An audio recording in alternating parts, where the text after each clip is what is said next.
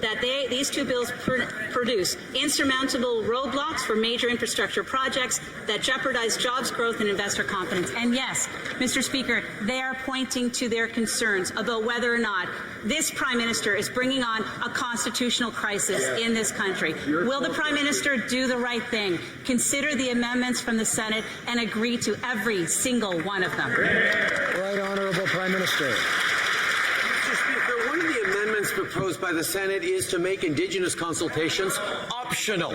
I don't think Canadians want to go back to Stephen Harper's years of ignoring Indigenous peoples in how we build resource projects. That's a good way to get nothing done, the way Stephen Harper did over 10 years.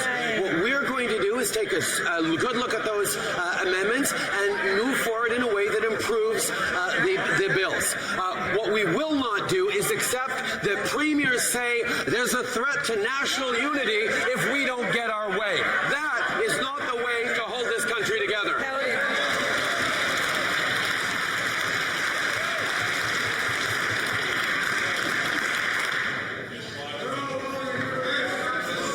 Order. Honorable député de Richmond-Athabasca.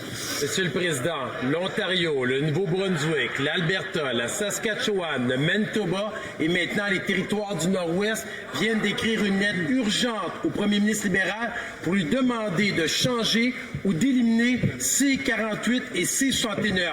C'est simple, les provinces veulent être respectées pour ceux qu'elles sont, des partenaires précieux.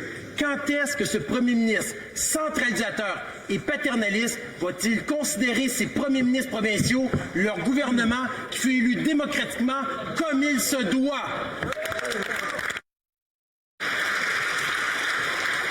Président, quand les premiers ministres conservateurs parlent de menaces à l'unité nationale si on leur donne pas tout ce qu'on veut, c'est ça qui est irresponsable. Monsieur le Président, nous avons commencé dès le début à travailler en partenariat avec les provinces. Nous avons développé de très bonnes relations. Je trouve ça malheureux que des premiers ministres conservateurs doivent jouer des jeux politiques avec l'unité nationale.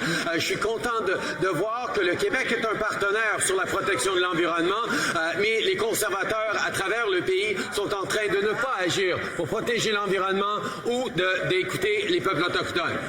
Député de Richmond-Athabasca. Monsieur le Président, la réalité, c'est que les relations entre ce premier ministre et les gouvernements provinciaux et leur premier ministre est désastreuse. Ce gouvernement centralisateur et paternaliste s'attaque continuellement à chaque fois qu'il a l'occasion au premier ministre des provinces.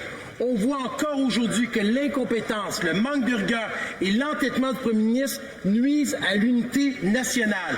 Alors la question est simple, ce gouvernement écoutera-t-il enfin les premiers ministres provinciaux et leur gouvernement qui ont été élus démocratiquement?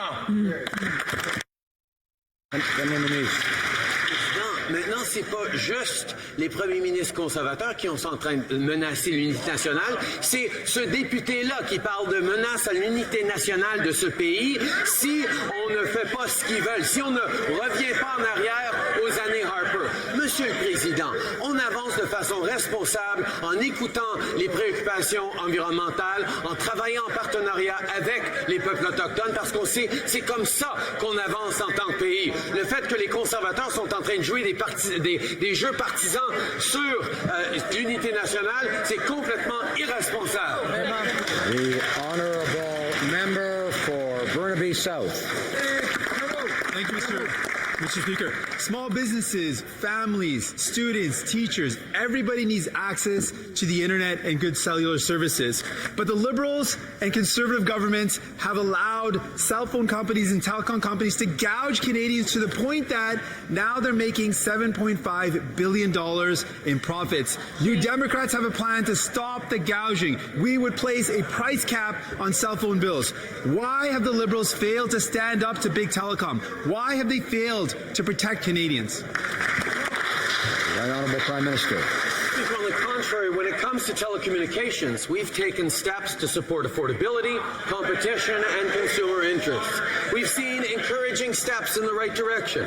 Prices are up to 32% lower in regions with more competition, and there are now low-cost data plans, but we recognize that more must be done. We issued policy directives to CRTC so consumer interests must be considered when making decisions. We directed the CRTC to investigate high-pressure sales tactics, and we will continue to take action so Canadians can get reliable and affordable telecommunications services.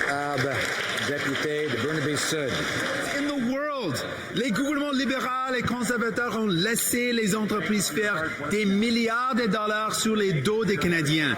C'est inacceptable. Maintenant, c'est le temps de défendre les